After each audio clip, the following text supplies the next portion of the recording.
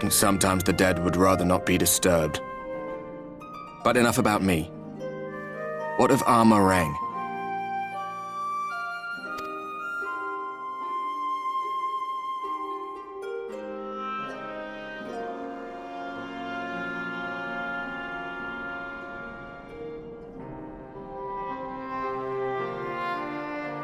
I see. Minfilia's gone, then. Which means the reason I must suffer this purgatory shall forever remain a mystery.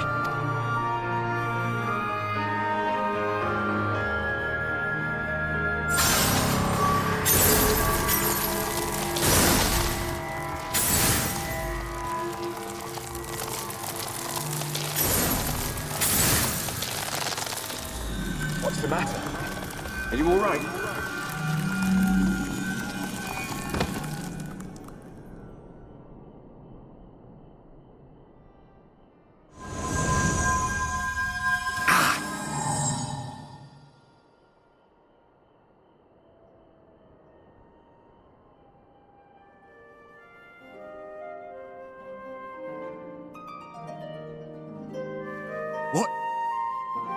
What just happened?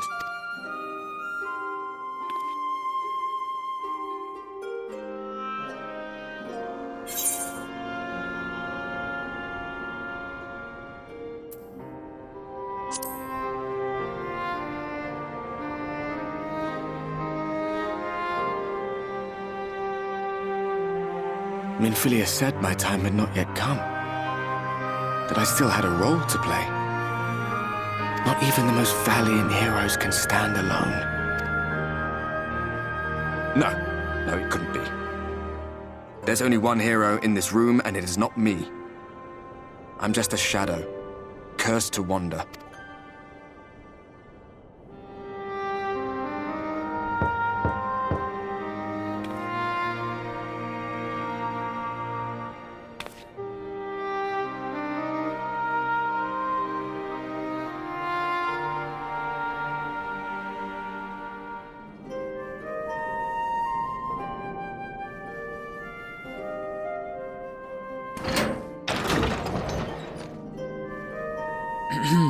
Forgive the intrusion, but Minfilia, that is, Reen, and the others were asking after you.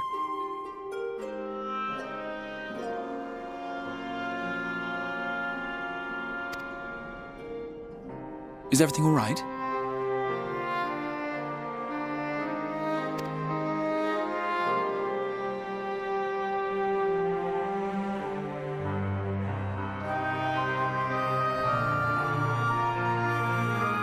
That pain again? And did it pass?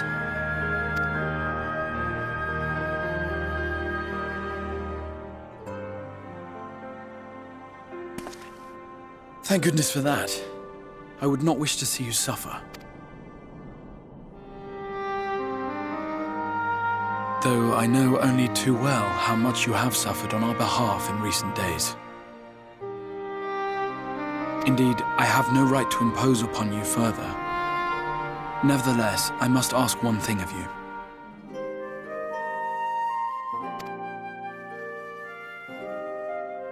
That you survive this, no matter what.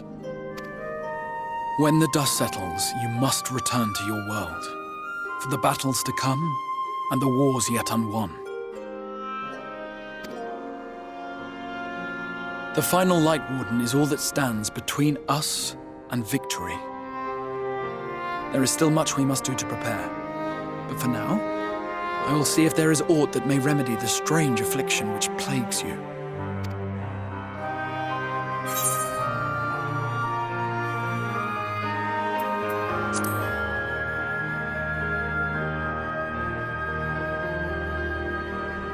Yes, I believe it will. Once the tyranny of light is ended, the people of the Crystarium will be safe, and the future that must be shall come to pass. I'll not keep you from your rest any longer. Take as much time as you like.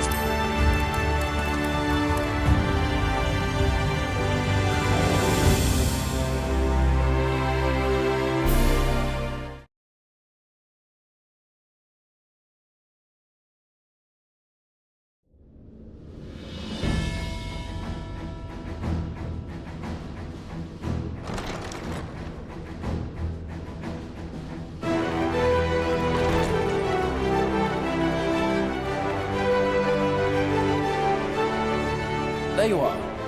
May I assume you've had your fill of rest?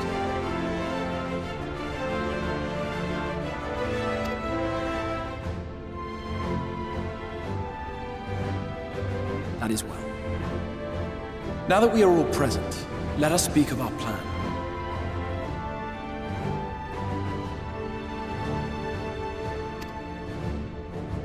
Thus far, we have vanquished 4 Light Wardens, restoring Night to much of Norvrant.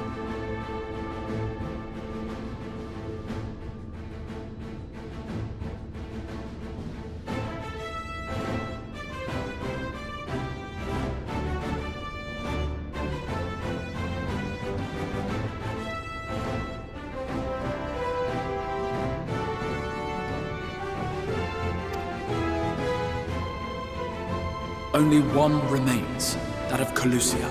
And with Reen to guide us, I am certain we will find it.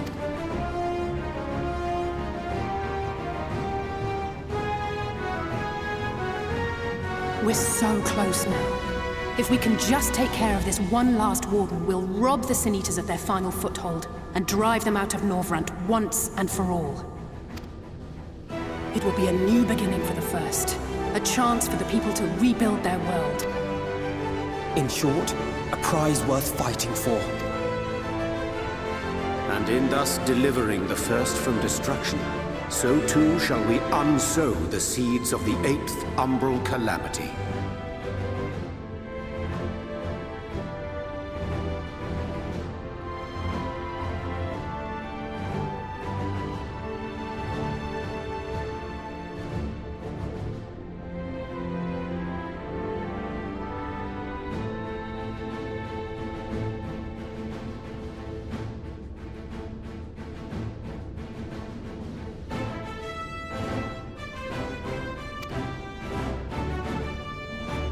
Do you hear? Your dreamed of rejoining is in jeopardy. Are you sure you're not tempted to intervene? You labor under the misapprehension that vanquishing the Sin Eaters is tantamount to saving the world. It is not.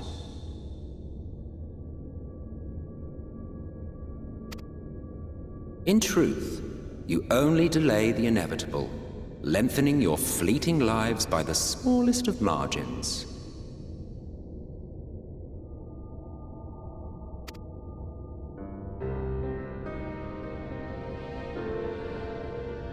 Twould be churlish of me to deny you this small concession, close as we've become. Foolish and misguided though you are not without charm. Each and every one of you is possessed of a noble heart.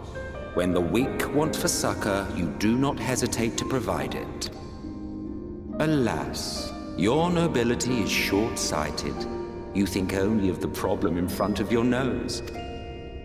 A limitation of your ephemeral existence. Our lives may seem short and insignificant to the likes of you, but one does not need to be an eternal being to achieve lasting change. If I may stop you there, I do not claim that we Ascians are special.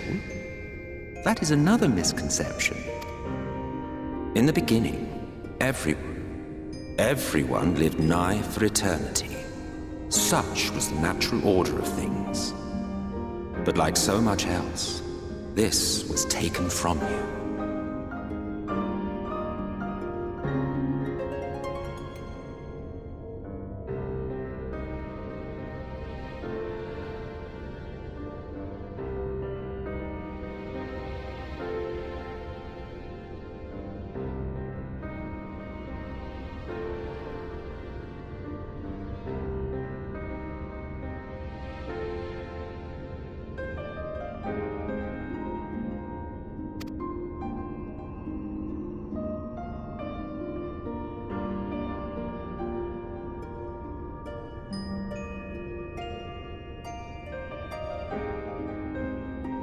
You won't object if I borrow your plaything?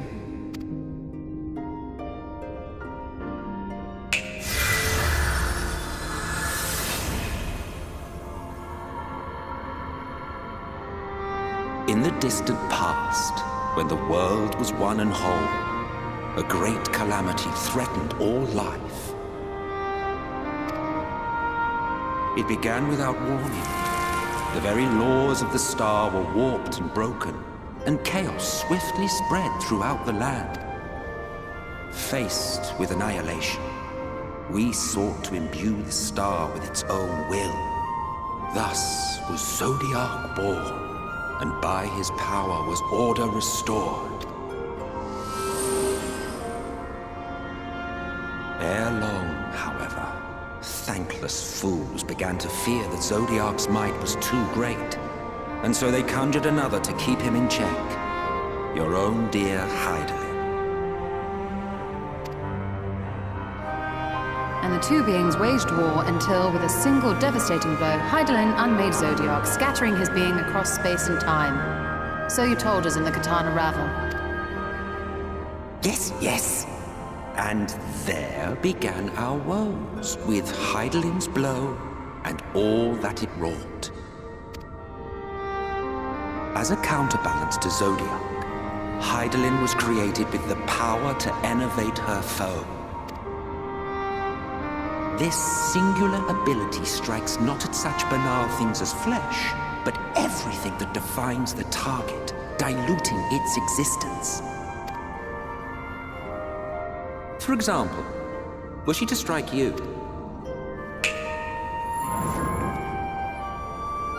two individuals, identical in appearance yet reduced in all respects, strength, intelligence, the soul itself, all is halved.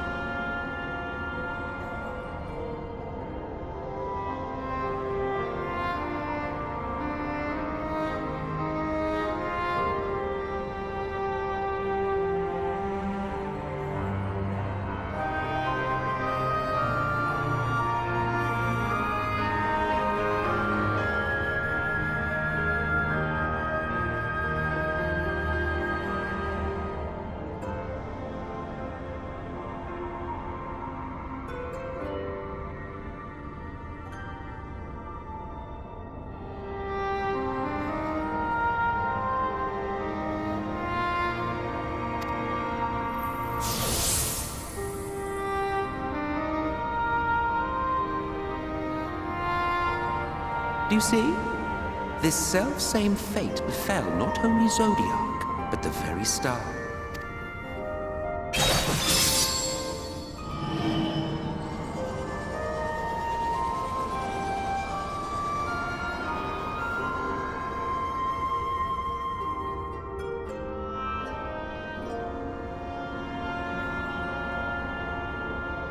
Only 3 were fortunate enough to escape the Sundering. Me being one of them.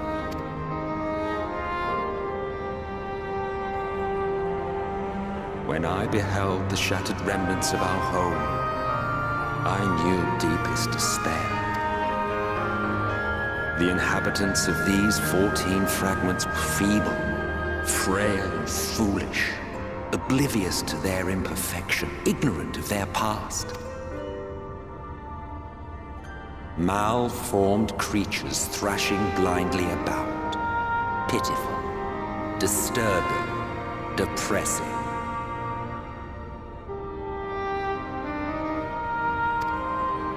So, we took it upon ourselves to rejoin the worlds. But in our eagerness and, I confess, our ignorance, we erred and made a useless void of the 13th.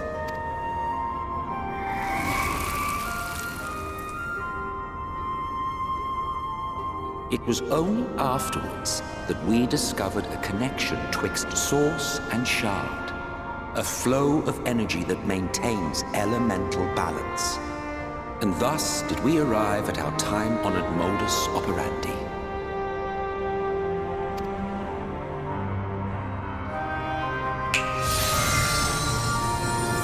From a purely Ascian standpoint, it could be said that what you seek to do is only logical. But that would be to ignore the immeasurable destruction wrought with each rejoining. You have murdered millions, and this we cannot condone. By your fragmented existence, you continue to give rise to tragedies far crueler than any calamity. But yes, moral relativism and all that. Case in point, I do not consider you to be truly alive, ergo, I will not be guilty of murder if I kill you.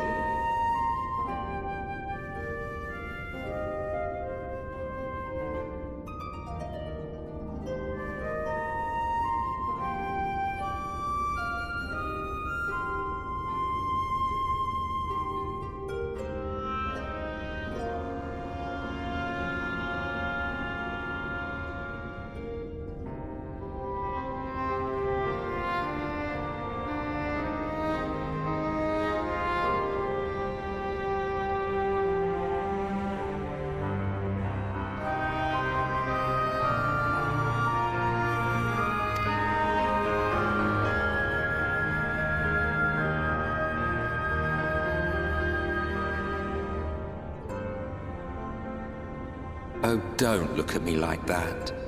You for whom I have only the highest expectations.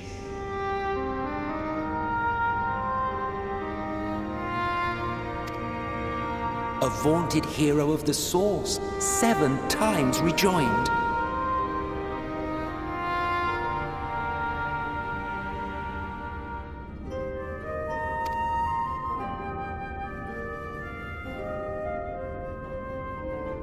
Long have I awaited one who might brave a path of lesser tragedy. A resilient soul able to endure the necessary pain. I dare to hope that my wait is over. So, finish your task and slay the Light Warden. Make proof of your usefulness, and then we may speak again.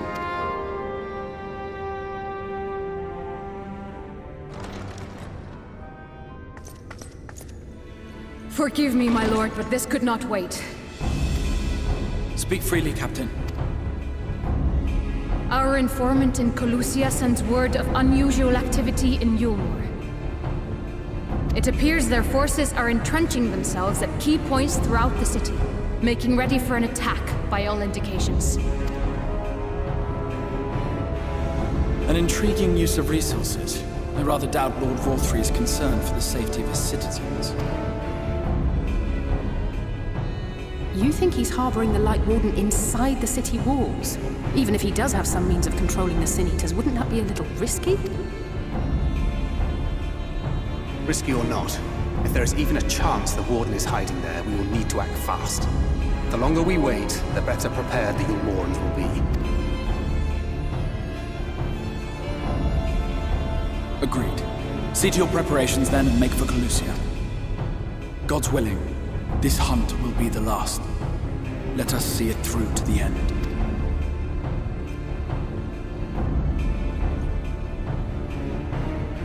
We should begin by assembling in Rite.